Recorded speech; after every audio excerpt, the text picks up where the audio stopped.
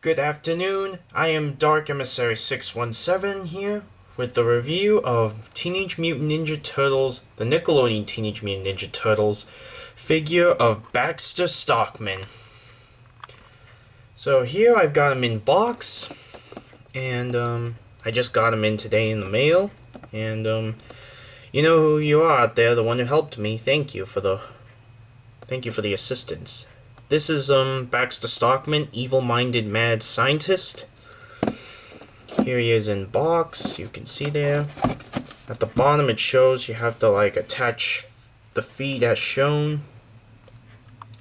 I forgot to show on Snakeweed's box that Snakeweed had instructions at the bottom as well, but it was different.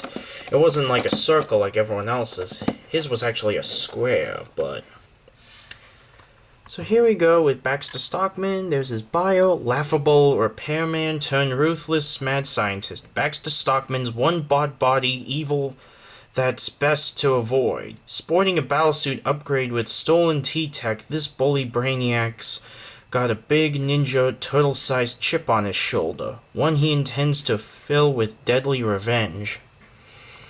His weapons are a high-tech battlesuit, Krang technology, and he's on the Foot Clan for the team. Usual figures, Stockman and Snakeweed there. So now, time to get started with the unboxing.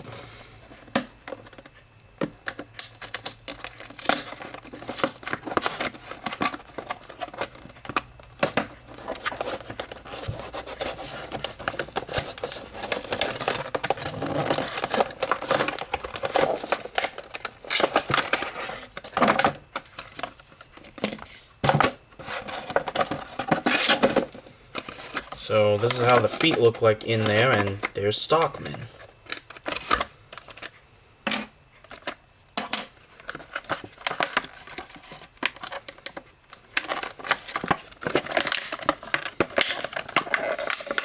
Luckily, it looks like there's no twist ties. That's nice. I always hated the twist ties they use to hold the figure in there.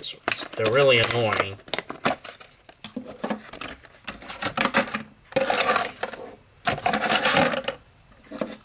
And there we are with Baxter Stockman.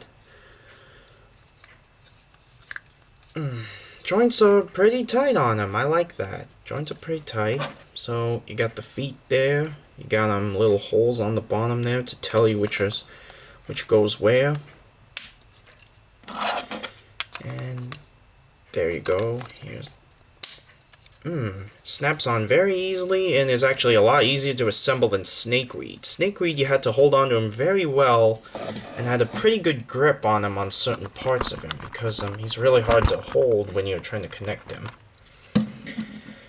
But yeah, this figure is not that bad, I'm gonna be honest. Articulation, getting that over with. His head swivels.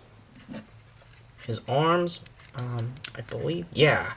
There it is. There's a swivel there. Goes in and out, and it does move back and forth there. Elbow. The wrist swivel. I didn't think the wrists were actually going to swivel. I actually didn't think that was going to be possible, but I was quite pleased to see in some reviews that his wrists do swivel. That's very nice. Same on this side. Seems like it doesn't go down, though. It only goes up, but that's fine. This wrist is a lot tighter than the other one.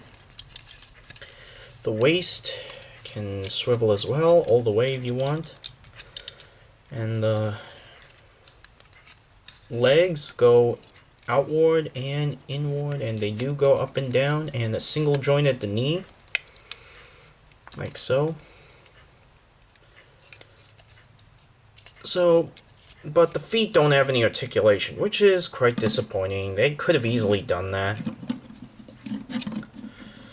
Now, Stockman here has a bit of a dull expression. I thought he'd have that more angrier, meaner face that he had at the convention at the toy fair, and this concept art image with Leatherhead and Snakeweed. Oh well. It's not a bad expression, but it's not very inspiring, to be honest. He has like this swirly metal color paint for silver, but I would have preferred like here on the back he was gonna have like this shiny silver metal look, and his claws were gray. For some reason they're red, which they're not in the show. The inside of his arms you see here are red, but on the toy they're just pure dull gray. They also colored in too much of the teapot there now. I would have preferred if they kept the gray hands and, you know, just not this dull gray. They could have done the shiny metal like on Fishface's legs. Now, for a size comparison,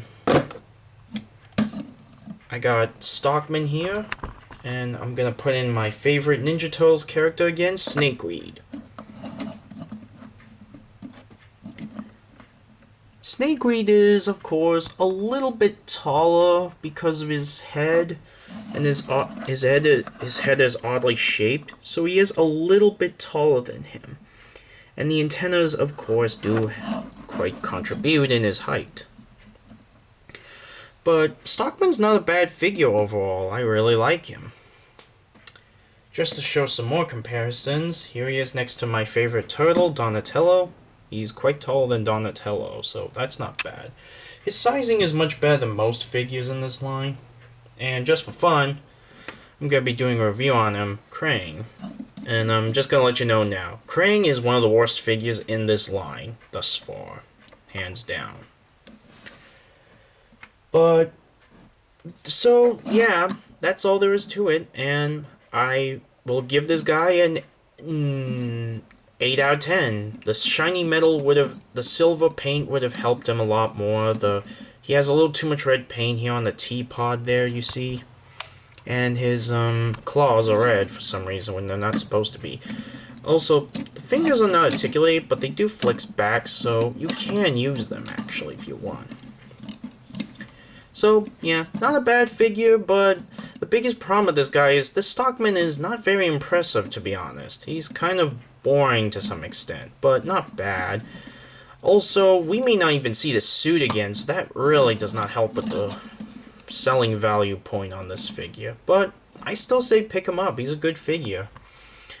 So, that was the review for Nickelodeon Teenage Mutant Ninja Turtles figure Baxter Stockman. This is Dark Emissary 617 signing out.